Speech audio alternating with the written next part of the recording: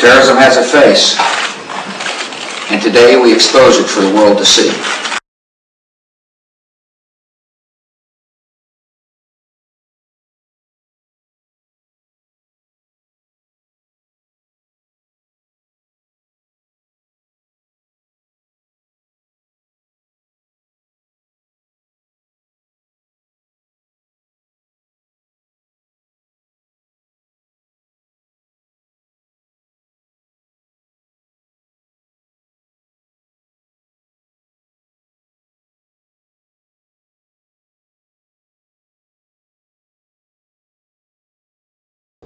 We remember the horror of watching planes fly into the World Trade Center and seeing the towers collapse before our eyes. We remember the sight of the Pentagon broken and in flames.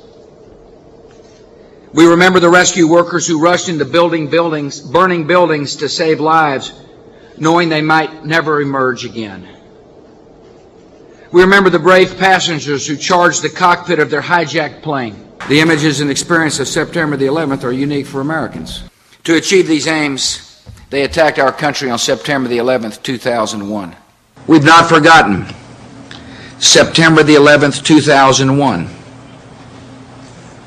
We will not allow our enemies to forget it either. On September the 11th, 2001, they clearly showed what they think about our country. And we will heed the lessons of 2001. September the 11th, 2001. September the 11th was not the beginning of global terror, but it was the beginning of the world's concerted response. Next week, America will mark the 5th anniversary of September the 11th, 2001 terrorist attacks. 6 months separate us from September the 11th. Since the 11th of September. Since 9/11. And since September the 11th. Since September the 11th, 2001. On September the 11th. On September the 11th, 2001. On September the 11th, 2001. On September the 11th, 2001. After September the 11th. In the world after September the 11th. After September the 11th. On the day before September the 11th. In the attacks of September the 11th. The attacks of 9/11. The attacks of September the 11th, 2001. Of September the 11th. With the 9/11 attacks. With many times the casualties of September the 11th. In brutal operations like September the 11th. The world changed on September the 11th, and since that day, we have changed the world. But the world changed on September the 11th, 2001. And the terrorists will remember September 11th as the day their reckoning began. And I can assure each of you that justice will be done to all those who are responsible for the evil acts of September the 11th. Recently, our country observed the 4th anniversary of a great evil. These attacks were barbaric, and they provide a clear window into the evil we face.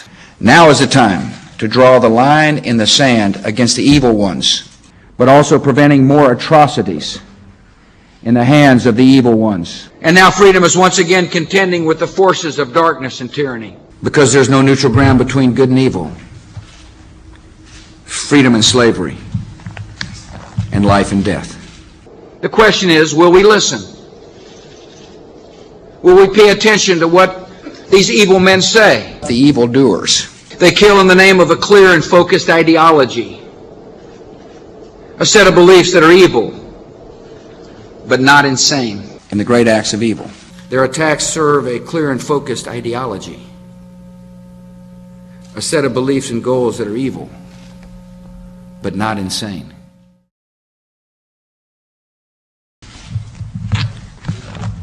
There is no dividing line. There is a dividing line in our world, not between nations and not between religions or cultures,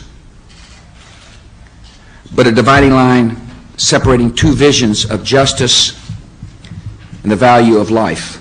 We destroyed their camps. We will continue to destroy their bunkers and their hideaways.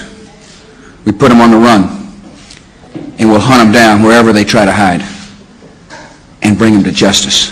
They try to hide, but we're going to shine the light of justice on them. And thousands of terrorists have been brought to justice, are in prison, or are running for fear of their lives. To round up terrorists wherever they hide, whatever cave they may be in, and bring them to justice. They must be pursued, they must be defeated, and they must be brought to justice. America will not forget the lives that were taken and the justice their death requires. They will face their day of justice. It's going to make it more likely they'll be brought to justice. Before the bar of justice, and justice was done. When justice and democracy advance, so does the hope of lasting peace. The government cannot take away your pain and sorrow,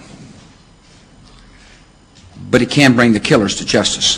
Finding these killers and bringing them to justice. The terrorists remain dangerous, but from the mountains of Afghanistan to the border regions of Pakistan to the Horn of Africa and to the islands of the Philippines, our coalition is bringing our enemies to justice and bringing justice to our enemies.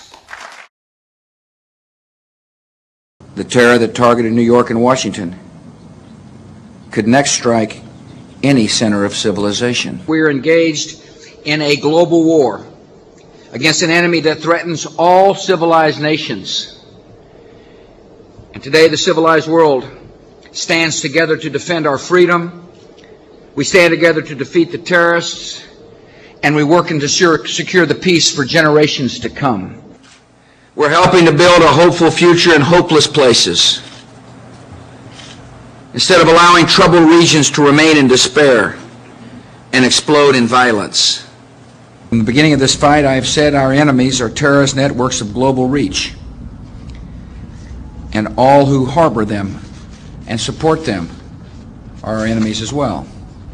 We began with Al-Qaeda and the Taliban. We're helping right now in the Philippines, where terrorists with links to Al-Qaeda are trying to seize the southern part of the country to establish a militant regime. We're taking the fight to Al-Qaeda allies, such as Ansar Islam in Iraq, Jemaah Islamiyah in Indonesia and Southeast Asia.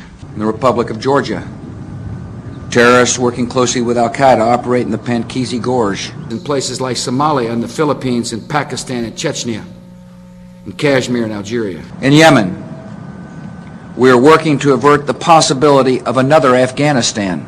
Allies of convenience, like Syria and Iran. Many Al-Qaeda recruits come from the near the Yemen-Saudi Arabian border. And Al-Qaeda may try to reconstitute itself in the remote corners of that region.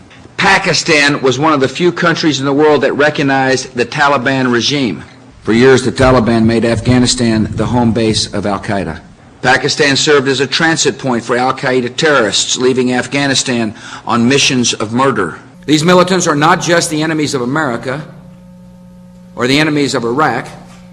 They are the enemies of Islam and the enemies of humanity. And in Iraq, where a brutal regime is arming to threaten the peace of the world, for horrific attacks against America and other parts of the civilized world, including many Muslim nations. Places like Libya, Iran, and North Korea. Iran and Libya and North Korea. We're fighting the enemy in Iraq, in Afghanistan, and across the world, so we do not have to face them here at home. By driving terrorists from place to place, we disrupt the planning and training for further attacks on America and the civilized world. America and the free world. Outlaw states, terrorist groups, and weapons of mass destruction. Outlaw regimes supported terrorists and defied the civilized world without shame and with few consequences. And the civilized world is united in its resolve. We will not yield. We will defend our freedom. And we will not withdraw from the fight until this threat to civilization has been removed. In Iraq and Afghanistan and other fronts in the war on terror. And we have made clear that any government that chooses to be an ally of terror has also chosen to be an enemy of civilization. In the fight between civilization and terror.